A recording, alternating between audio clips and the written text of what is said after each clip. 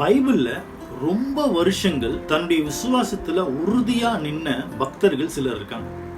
அதுல நோவாவினுடைய விசுவாசம் இருக்கு பார்த்தீங்களா, அது 100 இயர்ஸ் 100 வருடங்கள் அவர் ஒரே விசுவாசத்துல ஒரே மாதிரி ஒரே மைண்டோட இருந்தார்.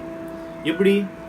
நீங்க 5ஆம் அதிகாரம் 32ஆம் வசனத்துல வாசிச்சு பார்த்தீங்கன்னா, ஆதியாகமத்துல நோவாவுக்கு 500 வயதாகும் போது சேம்காம் யாஃபேத் அப்படின்னு 3 பேர் அவருக்கு பிறப்பாங்க. அதுக்கப்புறம் தேவனுடைய அழைப்பு அவருக்கு வந்து அவர் அந்த பேழையை கட்ட ஆரம்பிப்பார்.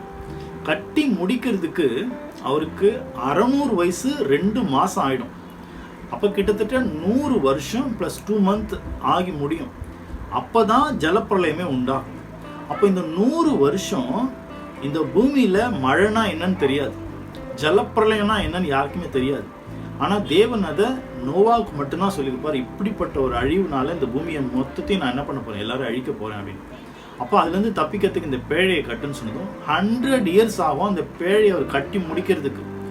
அப்போது 100 இயர்ஸ் தேவன் சொன்ன அந்த வார்த்தையை, அந்த மழையை தான் கண்ணால் பார்க்க முடியாத, இமேஜின் பண்ணி பார்க்க முடியாத ஒரு மழையை அவர் நம்பி, தேவன் சொன்ன வார்த்தையை ஒரே ஒரு முறை சொன்னதை நம்பி வாழ்க்கை பூரா அதை கட்டி முடிச்சு 600 வயசாகும் போது அவர் அந்த மழையவே பார்த்தார். 100 வருஷம் கட்டின அந்த பேழை ரொம்ப அழகாக மிதந்து போச்சு. அந்த பேழைக்குள்ள அவர் எவ்வளோ நாள் இருந்தார்னு நினைக்கிறீங்க? Not more then 1 year. கிட்டத்தட்ட 10 மாதமோ இல்லை 11 மாதமோ தான் அதுக்குள்ளே இருந்தார். அது போய் ஒரு அராரத் அப்படிங்கிற ஒரு மலை மேலே தங்கிடுச்சு, தண்ணி எல்லாம் வற்றி போகும்போது. அப்போ 100 வருஷம் கட்டின ஒரு வீட்டில் ஜஸ்ட் 11 மாதம் கூட ஒரு முழுசாக இல்லை. இன்றைக்கெலாம் நம்ம ஒரு வீட்டை கட்டி முடிக்கணும்னா 6 மாதத்தில் கட்டி முடிச்சிடலாம். ஆனால் எவ்வளோ நாள் அதில் வாழணும்னு ஆசைப்படுறோம். நான் வாழணும், என் பிள்ளைங்க வாழணும், அதுக்கப்புறம் என் பேர பிள்ளைங்க வாழணும் அப்படின்னு எல்லாருக்கும் தோணுது. ஆனால் விசுவாசத்துக்குள்ளே இருந்த அந்த நோவா எவ்வளோ பெரிய விசுவாசம், அதை எவ்வளோ அழகாக அவர் மெயின்டைன் பண்ணியிருக்காரு பாரு. இன்றைக்கெல்லாம் எப்படி இருக்கிறாங்க மக்கள் அப்படின்னா, ஏதோ ஒரு விஷயத்த கடவுள்கிட்ட எதிர்பார்க்குறாங்க, அது இம்மீடியட்டாக நடக்கும். அது கிடைக்கலன்னா தேவன் மேலே கோபம், தேவனையே விட்டுறது, பைபிள் படிக்கிறது இல்லை, ஜெபிக்கிறது இல்லை, சகோதரர்கள் கூட பேசுறது இல்லை, எந்த தொடர்பும் வச்சுக்கிறது இல்லை, சபையில் போகிறது இல்லை, எல்லாத்தையும் நிறுத்திடுறாங்க.